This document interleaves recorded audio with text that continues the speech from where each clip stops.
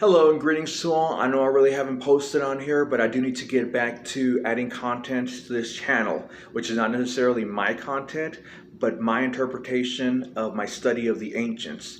Now, along with studying my ancients and incorporating, what I've learned thus far into my content, I also do cite from other sources, such as Eastern spirituality, Hermeticism. Now, I don't throw everything in the blender, pour it out, and call it a day, since it is imperative that I pay due homage and respect to our indigenous ancients, first and foremost, much love, but also to these other sources that I'm incorporating into my work. That way the lines don't blur and I'm able to distinguish between what's purely indigenous and what has been found in other cultures and worldviews, since they have amassed their knowledge bases respectively. Now, the purpose of this video, the series really that I'm commencing, is to draw upon the polarities, the way that we're being polarized as people. Now, currently in our reality, and I was going to say in our country, our nation, or whatever, but this goes beyond and encompasses all aspects of our reality. And also because I don't want to point any fingers, all America, well, there's already enough of that everywhere else. And this first topic is, what is good and evil? Now, I have said it many times, that good and evil is extremely subjective according to the circumstances and the parties involved. I say it jokingly that what's good to the lion and that it has to feed and receive sustenance into his body might not necessarily be good for the gazelle and the zebra, which are being devoured. Not to say that it is evil, since a lion does need to eat. We all need to eat. But what makes the zebras feasting on the vegetation any less evil? I mean, it's still feeding on a life force that is being depleted of its own life. Possibly since we don't see the blood and gore and guts of the vegetation, of the foliage. That is why we've been desensitized and seeing that as evil per se. But again, it's not evil. We all have to feed at the expense of another life form. Now, then that brings us into morality, which I refer to as the ugly sister of good and evil. And for the most part, morality, the code of morality of most of the people is pretty standard.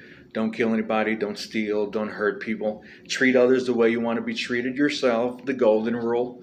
But then specifically speaking of religious movements or maybe other cultures, aside from these very standard moral codes, they do have other dogmas and teachings that are pertinent only to their movement and don't really apply to the rest of the populace.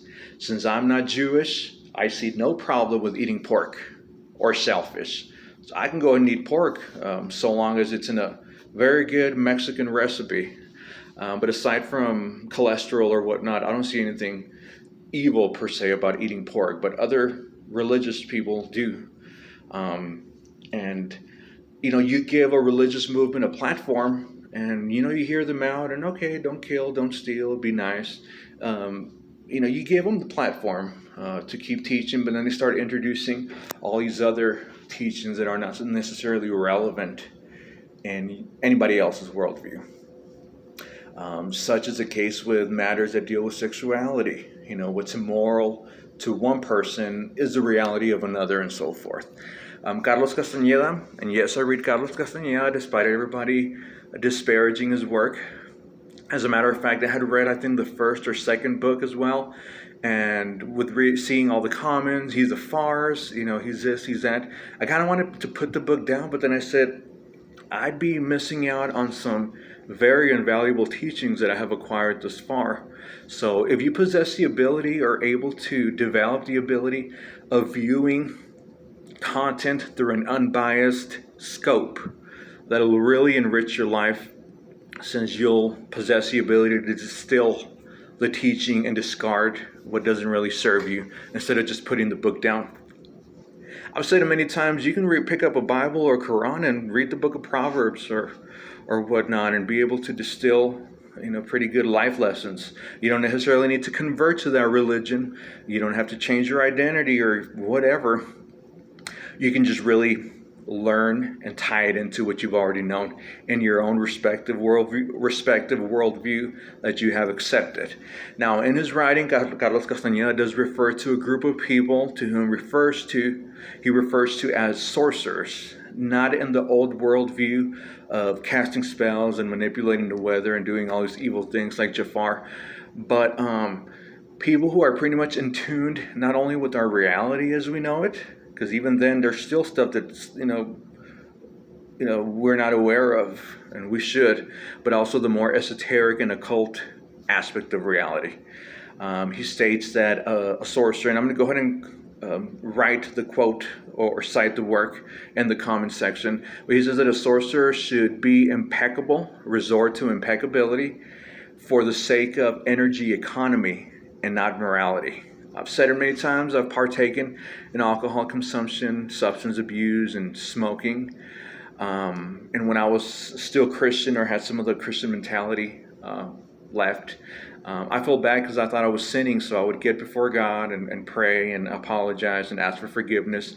But now that I'm not a Christian, I don't see it as sin, but rather as failing energy economy, energy that I could have otherwise employed to other more effective ventures. I'm instead splurging. If I decide to go with the guys to a bar and get drunk and smoke everything and do everything, not only are there repercussions, driving drunk, being in a bar full of drunks and somebody might get out of line, but also in splurging this energy. My worldview is that at the end of this life, when we expire, physically at least, our life force should have developed and become fortified and strengthened to be able to survive outside of the flesh. And we gather all the energy that we have amassed, kind of like a fortune, of dinero. We amass all this and we're able to shoot out like a rocket does out of this matrix. So I'm saving me some energy. So I will continue this conversation forward. Please like, follow, share, and stay tuned.